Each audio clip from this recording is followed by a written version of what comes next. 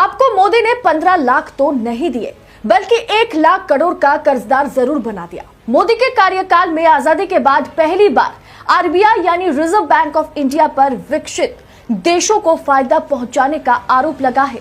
यह खबर बाहर आते ही देश में मोदी के खिलाफ महाविरोध शुरू हो गया। सोशल मीडिया पर मोदी इस्तीफा दो ट्रेंड भी कर रहा है। वित्त मंत्रालय ने एक ऐसा खुलासा किया जिसके बाद आम आदमी की पैरों तले से जमीन खिसक जाएगी। देश पर इतना ज्यादा कर्जा है जिसे आने वाले 10 साल तक कोई भी सरकार ठीक नहीं कर पाएगी। या यूं कहें कि मोदी सरकार ने ऐसा कर्ज का बोझ देश के कंधों पर डाल दिया जिससे देश 10 साल और पीछे चला गया। पूरी खबर जानने के लिए वीडियो को अंत तक जरूर देखें, लेकिन उससे पहले अगर अभी तक रिपोर्ट्स कलेक्टिव के वरिष्ठ पत्रकार सोमेश झा ने मोदी दौर में रिजर्व बैंक ऑफ इंडिया की आजादी को लेकर लंबी छानबीन की है। इस छानबीन पर विदेशी अखबार अल जजीरा 3 रिपोर्ट लेकर आई। पहली रिपोर्ट छप गई है। इस रिपोर्ट ने मोदी सरकार की पोल खोल के रख दी। किस तरह से मोदी सरकार रिजर्व बैंक ऑफ इंडिया की कामकाज में दखल अंदाजी करती है या अब तक किया है, उसका एक चौंकाने वाला खुलासा सामने आया। यह एक लंबी रिपोर्ट है जिसे आपको ओवरऑल समझाने की कोशिश कर रही हूं। यह खबर की पहली किस्त है। इस किस्त से यह पता चलता है कि कैसे नरेंद्र मोदी के काल में आजादी के बाद पहली बार आरबीआई पर विकसित देशों को फायदा पहुंचाने का आरोप लगा है। कैसे अरुण जेटली की अगुवाई वाले वित्त मंत्रालय ने आरबीआई के कामकाज में दखल अंदाजी की। कैसे आरबीआई के 2 गवर्नरों ने एक ही बात पर इस्तीफा दे दिया, लेकिन सरकार ने अपनी मनमानी नहीं छोड़ी। साल 2014 से भाजपा का दौर शुरू हुआ था। प्रधानमंत्री के तौर पर नरेंद्र मोदी ने सत्ता संभाली। सत्ता संभालने के साल भर बाद सरकार रिजर्व बैंक ऑफ इंडिया से कहने लगी कि ब्याज दरों को कम किया जाए, यानी रेट ऑफ इंटरेस्ट कम कर दी जाए। ब्याज दर को कम करने से बैंक से कम दर पर कर्ज मिलने लगता है, यानी कि कम रेट ऑफ इंटरेस्ट पर लोन मिलेगा।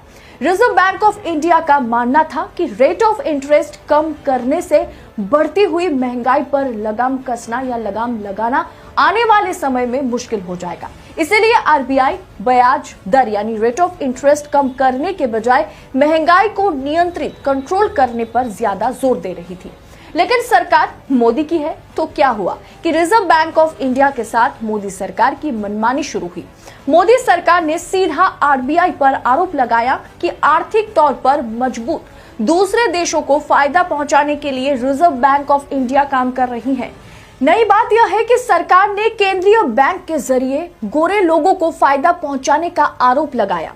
साथ में यह मांग भी किया कि रिजर्व बैंक ऑफ इंडिया किस मकसद के तहत कामकाज कर रही है, इसकी छानबीन की जाए। यह आरोप मोदी सरकार ने 2014 में आरबीआई पर लगाया। दरअसल ये बात समझना जरूरी है कि अगर महंगाई की परेशानी से देश जूझ रहा है तो अमूमन ब्याज दर यानी रेट ऑफ इंटरेस्ट बढ़ाकर रखने की नीति अपनाई जाती है। ऐसा करने पर महंगाई की परेशानी बेलगाम नहीं होती। अधिकतर वही लोग मोटा कर्जा लेते हैं, मोटा लोन लेते हैं जो पैसे से पैसा बनाना चाहते हैं। कारोबारियों को फायदा होता है, उन्हें कम रेट ऑफ इंटरेस्ट पर लोन मिल जाता है। इन सब में फायदा अमीरों को होता है, लेकिन महंगाई बढ़ने से सबसे बड़ी मार गरीबों पर पड़ती है। इसीलिए आरबीआई इसमें संतुलन बनाने का काम करता है और इसीलिए आरबीआई को स्वतंत्र काम करने की अनुमति दी जाती है। लेकिन 2014 के बाद ऐसा नहीं हुआ। जब मोदी सरकार आई तो महंगाई की दर बहुत अधिक थी। साल 2014 में आरबीआई के गवर्नर रघुराम राजन थे। कांग्रेस ने इन्हें नियुक्त किया था, यानी अपॉइंट किया था। उन्होंने रेट ऑफ इंटरेस्ट यानी ब्याज दरों में कोई कटौती नहीं की, जिससे महंगाई धीरे धीरे कम होने लगी। लेकिन राजन पर आरोप लगा, इससे वो भारतीय जो बिजनेसमैन हैं, चाहे अडानी हो, अंबानी हो, उन्हें नुकसान पहुंचा रहे हैं और विकसित देशों को फायदा पहुंचा रहे हैं। तो रघुराम राजन ने इस्तीफा दे दिया। इसके बाद उर्जित पटेल आरबीआई गवर्नर बने। उन्होंने ब्याज दर में 0.25% की कटौती की। उर्जित पटेल के दौर में ही नोटबंदी का ऐलान हुआ। इस रिपोर्ट में पता चलता है कि उर्जित पटेल की नोटबंदी में कोई भूमिका नहीं थी। सरकार के नोटबंदी से कोई फायदा नहीं निकला। आरबीआई के गवर्नर होने के नाते उर्जित पटेल ट्रोल होने लगे। 2018 की बात मैं कर रही हूं। इसके बाद सरकार ने ब्याज दर यानी रेट ऑफ इंटरेस्ट कम करवाने का दबाव डाला, लेकिन उर्जित पटेल ने मना कर दिया। उर्जित पटेल ने मोदी को सीधा चिट्ठी लिखकर कहा कि सरकार को आरबीआई के कामकाज में दखल नहीं देना चाहिए। आरबीआई की ट्रांसपेरेंसी और साख को धक्का नहीं देना चाहिए। सरकार की दखलंदाजी उचित नहीं है। उर्जित पटेल की इस चिट्ठी ने मोदी सरकार का पारा गर्म कर दिया, तो कुछ दिनों में उर्जित पटेल को इस्तीफा देना पड़ा। फिलहाल रिपोर्ट्स कलेक्टिव के वरिष्ठ पत्रकार सोमेश झा के छानबीन के बाद अल जजीरा ने पहली किस्त में इतना ही छापा है। इससे साफ पता चलता है कि मोदी के कार्यकाल में आरबीआई स्वतंत्र नहीं है, इसलिए आज समय के साथ साथ महंगाई आसमान छू रही है। ऊपर से वित्त मंत्रालय की रिपोर्ट में बताया गया है कि दिसंबर तिमाही तक सरकार पर कुल कर्ज का बोझ बढ़कर 128.41 लाख करोड़ रुपए हो गया है। जी हां, सही सुना आपने, 128.41 लाख करोड़ रुपए। इसीलिए तो कहा कि मोदी ने 15 लाख तो दिए नहीं, बल्कि आपको 1 लाख करोड़ का कर्जदार जरूर बना लिया। इस लिहाज से देश के हर नागरिक पर 98,776 रुपए का कर्ज लदा है। यह आंकड़ा भी दिसंबर 2021 तक का है।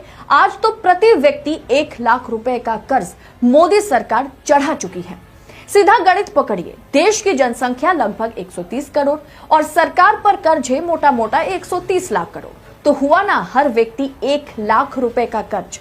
आपको जानकर हैरानी होगी कि 2014 में मनमोहन सिंह ने जिस देश को मोदी के हाथ में छोड़ा था, उस हिंदुस्तान पर 54.9 लाख करोड़ रुपए का कर्जा था। यानी आजादी के 67 सालों में 55 लाख करोड़ का कर्जा और मोदी जी के मात्र 8 साल के राज में 73 लाख करोड़ का कर्ज। जी हाँ, यह सच है और इसको कोई नहीं दिखाएगा आपको। यह सच पर कोई बात नहीं करेगा। शाम को प्राइम टाइम डिबेट पर सिर्फ और सिर्फ हिंदू मुस्लिम पर बात होगी। इमरान खान पाकिस्तान भी अब चर्चा का विषय बना हुआ है। गोदी मीडिया आपको कभी भी इस कड़वे सच से रूबरू नहीं करवाएगा, क्योंकि अगर मेन स्ट्रीम मीडिया पर यह खबर चलने लगी तो सत्ता हिल जाएगी। यही थे अच्छे दिन जिसे दिखाने का वादा आपसे किया गया था। मोदी कितने ही राज्य में चुनाव क्यों ना जीत जाए, चाहे वो 2024 भी जीत जाए, लेकिन उससे यह हकीकत नहीं बदल जाएगी कि मोदी ने देश की अर्थव्यवस्था को पूरी तरह से खत्म कर दिया।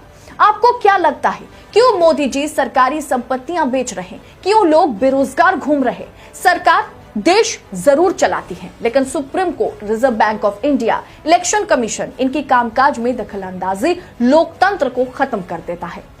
ये लोग न्यू इंडिया बनाने की बात करते हैं। बताइए, ऐसे बनेगा न्यू इंडिया? देश को कर्ज में डुबाकर।